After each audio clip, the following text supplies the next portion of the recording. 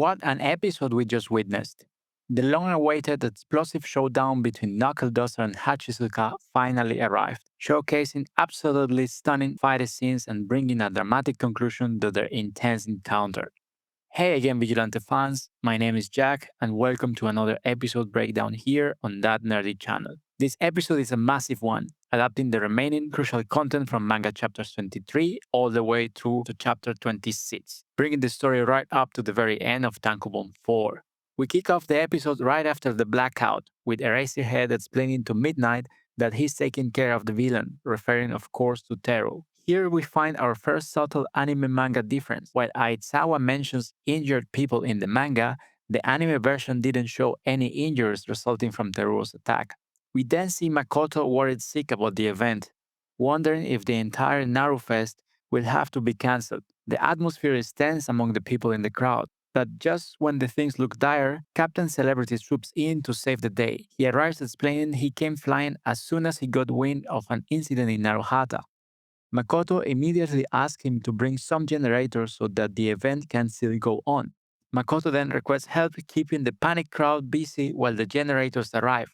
But Present Mike and Midnight explain that the heroes have been explicitly ordered to remain on high alert in case of further trouble. The pros are on the edge and can't help Makoto this time. Suddenly, Koichi makes a dramatic entrance by jumping onto the scene from between the walls, heroically bringing Pop Step's special microphone. Here's another subtle anime change. The manga actually shows Koichi arriving from within the present crowd. Both ways get the job done, but the anime's entrance feels a little bit more like something he will do.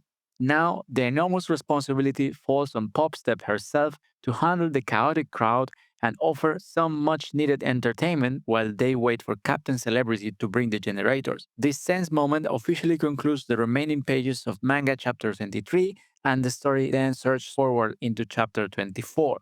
Meanwhile, far from the festival, we see Knuckleduster swinging through the buildings of Naruhata, relentlessly pursuing Queen. His vigilante hunt is interrupted by a call from the hospital. He is informed that his wife is in critical condition and he needs to come to the hospital immediately. The weight of these words must be immense for him. The scene shifts back to Popstep, who is displaying the absolute best of her idol persona to entertain the anxious crowd. She is a beacon of cheerfulness, captivating everyone. But behind that radiant smile, she admits to herself that she's so nervous she needs to go to the toilet, a very human moment amidst her heroism. She smartly asks her fans to use their lights, creating a guiding glow just in case that any further emergency occurs. A true heroine thinking about her audience, of course. And then we're given the chance to fully immerse ourselves in Popstep's song. In my very honest opinion, it is actually a really nice, catchy tune. The manga, being a purely visual media, summarized this poignant moment in a single powerful panel, but the anime lets us experience it fully. From afar, we see Eraserhead noticing how Teru is incredibly excited about listening to Popstep's song. Aizawa, with a touch of unexpected empathy, tells him that maybe next time he'll have an opportunity to enjoy it in person. He then keenly notices a bee on Teru and swiftly gets rid of it, highlighting the crucial detail: the bee was extracting liquid from Teru, not injecting it, a disturbing sign of Hachisuka's method. We are then put back into the heart-pounding fight between Knuckleduster and Hachisuka. She's been cornered at the end of a dark alley, and Knuckleduster, knowing this city intimately, declares that this is no coincidence. He knows her game. She gets desperate and makes a shocking choice. She pumps herself with Trigger. We are then given a crucial explanation. Using Trigger on herself would actually ease the parasite's control over the host, giving a chance for Tamao's true personality to break through. We are shown a poignant flashback from Tamao's dramatic past with her father, revolving around a concert she desperately wanted to attend. And in a chilling moment, we also see the very instant she first meets the previous host of Hachisuka.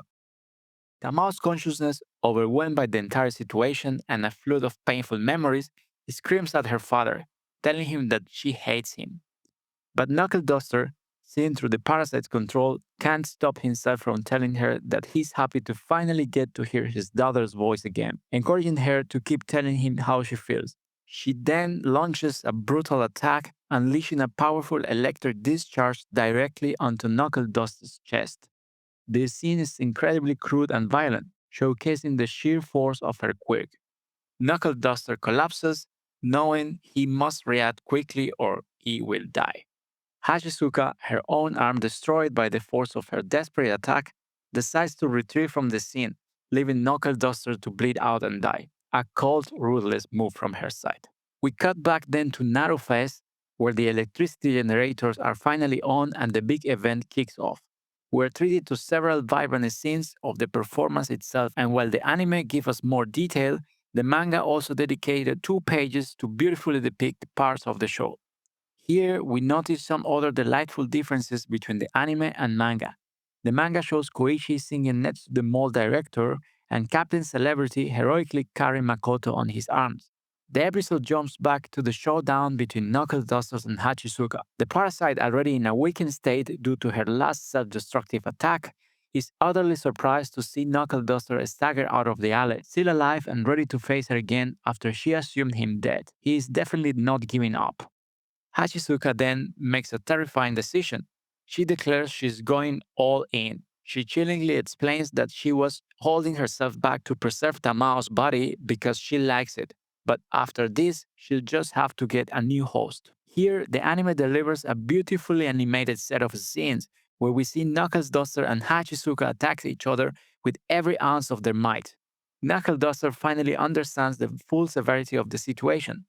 Hachisuka is willing to destroy Tamao's body for the sake of victory. This isn't just a fight, it is a desperate rescue mission to save whatever is left of his daughter. He finally lands a devastating blow on Hachisuka, discharging his taser with a powerful flashing display that emphasizes the sheer brutality of the punch. We are then shown another big difference of the episode with the anime. We see a flashback where Knuckleduster is speaking to Jiran in a bar, sitting back to back, not pretending to interact with each other, while in the manga, they simply talk on the phone instead. A cool visual change for the anime. We see then how, after Knuckleduster's attack, Hachisuka is lying on the ground, desperately trying to react and give herself a shock to restart her heart. We are then told that this is exactly how Knuckleduster survived her attack before. A brilliant piece of continuity, by the way. Knuckleduster, however, stops her from doing it by stomping on her arm, and we see the beast bursting rapidly from her patched eye. Knuckleduster, with grim determination, extracts the queen bee from Tamao's eye and immediately throws a grenade at it, ensuring its destruction. He then rushes to Tamao's side to care for her. The manga shows him covering her eye socket to stop the bleeding and performing mouth-to-mouth resuscitation, 2 incredibly tender and desperate acts that were surprisingly skipped in the anime adaptation. He uses the taser as a defibrillator to restart Tamao's heart and then performs CPR on her. The scene fades away as he continues trying to resuscitate her, a powerful visual that perfectly conveys Iwao's utter desperation to save his daughter. We are then put back to the Marufest, where Eraserhead, noticing that Teruo is genuinely enjoying Popstep's performance from afar, convinces the policeman not to take him away just yet. Aizawa is showing a softer side on this part of the episode. The concert ends with a blast of cheering from the public, and we see Detective Naomasa Tsukauchi arrive on the scene to speak to Eraserhead. He tells Aizawa that he didn't see anything shady, just a weird bee. We then see how a person from the police personnel at the scene uses his apparent speed quirk to capture one of the bees from Hachisuka, then walks away with it. This is a very significant moment, hinting at bigger players observing the incident from afar.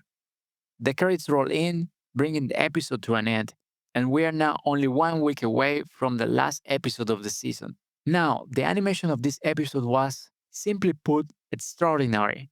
The showdown between Knuckleduster and Hachisuka was the absolute cherry on the top, a visually stunning climax, and that later scene, depicting Iwao's desperate struggle to resuscitate his daughter, it conveyed so many raw, desperate emotions, it was truly amazing. This episode had truly impactful storytelling. For these reasons, I'm giving this episode a personal score of 8.5 out of 10. Now you guys, tell me, what do you think of the episode? Are you also anxious to see Tamao awake and what is her fate in the next episode?